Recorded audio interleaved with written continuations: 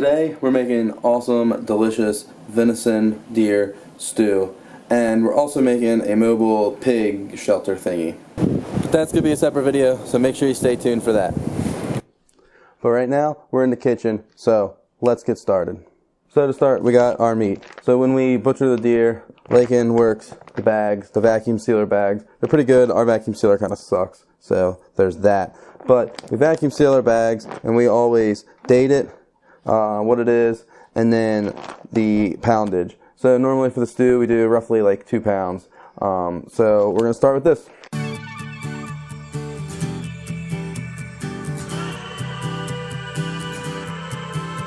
So the first thing we want to do is kind of clean up the meat before we cut it up and cook it.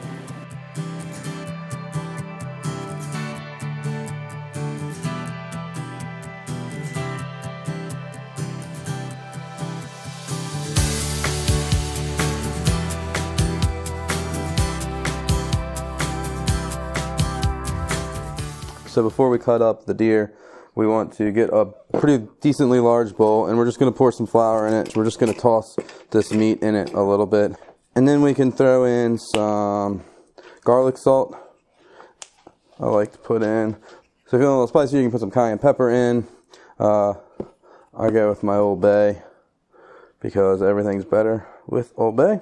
And then you're going to cut the meat up in little pieces, you know, basically as big as you want it in the stew. You know, mine are probably usually about maybe an inch cubed, maybe a little less.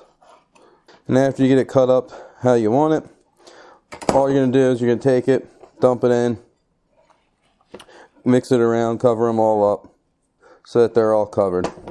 So I'm going to get a large pan. I'm going to put some, I do corn oil and then a little bit of butter. And so then the pieces of deer that we had, put in the flour. We'll just transfer that over into the pan once it's heated. And we're just going to move it right on into the pan and try not to get too much flour into the pan. So just try to, you know, shake it off a little bit.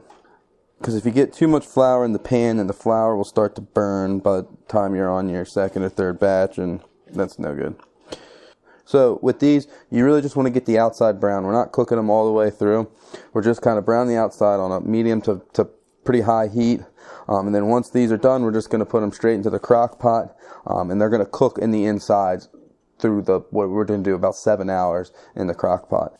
So check this thing out. My dad got me this for Christmas. It's really cool. ThermPro. I'll put a link to it in the description on Amazon, but it's really neat. So it's just a thermometer basically, and it tells you the humidity and everything. So it's got a sensor in this for like the indoor, and then it's got a thing outdoor. And so it gives you inside and outdoor temperature. It's really cool. I like it. We always just leave it on the counter so we can come down whenever we're in the kitchen. We know what the temperature is outside, humidity, and all that stuff. Again, I'll put the link in the description for that. And if you can't tell by our view count right now, we're obviously not sponsored by them. I just think it's cool. So first thing we're going to start with in the crock pot is a can of beer, just a normal regular size can.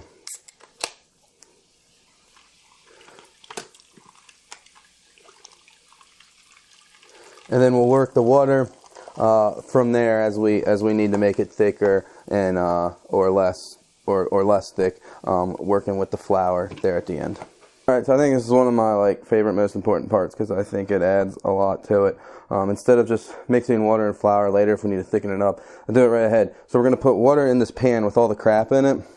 Put the water in the pan and then put it back on the stove. Let it boil. Scrape around the sides. Make sure you get everything off.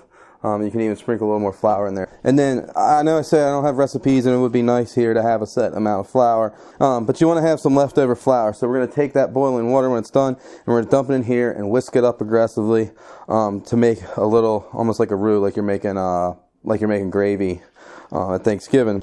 So now we're just going to cut up some potatoes, and then just going to put them straight into the crock pot.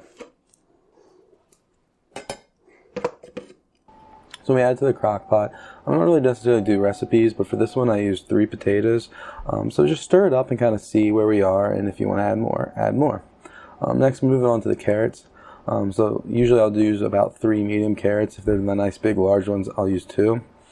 And when we get down to the end, if you just split it down the center like this, and then cut off the end, you'll have 2 folds, and then again center down the center again, and then just kind of chop them up. So what this does is just kind of keeps the carrots a little bit the same size, so when you get into the fat end, they're not bigger, they'll cook the same. Moving on to parsley, I'll just chop this up real quick. You can kind of use, again, however much you want to use. This is what I'm using here. So then moving forward, we're going to use celery. I don't like the tops, so I cut them off. For celery, I usually end up using about 3 stalks of celery, sometimes 4. For this one, I just used 3. And then moving on, once we put that in, like I said, I don't really use recipes too much. I just mix around and kind of see. Like, to me, this is a pretty good mix of vegetables to meat. So I'll be good with this. Then moving on to the onions, just chop them up. So the onions, I try to make them a little bit bigger of cuts. And kind of just get the thick part, so I cut the ends off where it gets real thin, and just make them bigger cuts than a lot of things you normally do. And then just again move the onions over into the crock pot. It's the same thing again, time and time again. Add what you're cutting, mix it up, but just kind of give it a look. And I mean, that's looking like a pretty good mix. So at this point, we pretty much got everything in. I usually run on low to medium. If you have a medium sitting, that's fine, for 5 to 7 hours usually. And again, get the kind of consistency where you want it as it cooks. The consistency is going to change a little bit, and you can just add some water just straight to it. Or what you can also do is put a little water, like in a little Pyrex measuring cup, and add a little flour. Stir that up real good and just kind of add that. And that way what you're adding is not as thick. If you try to add the flour right to it, sometimes you get little chunks of flour because it's harder to get it whisked up real good when you got everything in it. But get the consistency that you like, and just kind of work at it, and then 5 to 7 hours, and at the end of that, again, figure out the consistency again, and then you should be good to go. Before we close this up and let it cook, we're gonna add just a few more spices. Salt is always good. We got some garlic salt we'll add to it. And to be honest, we'll add the big side. I always end up adding salt anyways to each bowl as I pull it out. Adding some salt. Again, we do everything with Old Bay.